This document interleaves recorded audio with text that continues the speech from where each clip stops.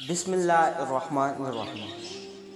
अस्सलामुअलैकुम दोस्तों, अल्लाहुम्मा सल्ली अला मुहम्मद व आले मुहम्मद। दोस्तों चलते हैं आज की वीडियो की जानिब। पैगम्बर सलाम सल्लल्लाहु अलैहि व आलिहि वसल्लम ने फरमाया है कि जिस शख्स के साथ अल्लाह ताला अज़्ज़ व जल भलाई का इरादा करे उसे दीन की समझ अनायत फरमा देता है, और मैं तो महज तकसीम करने वाला हूँ, देने वाला तो अल्लाह ही है।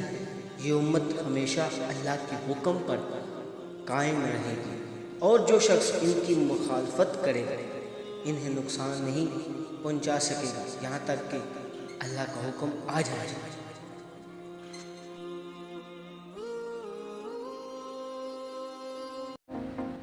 तमाम देखने वालों से गुजारिश है, अगर आपको ये वीडियो अच्छी लगी तो बराए मेहरबानी इस चैनल को सब्सक्राइब करें, इस वीडियो को लाइक करें, शेयर करें और कमेंट करें। नई आने वाली वीडियो तक इंतज़ार कीजिए।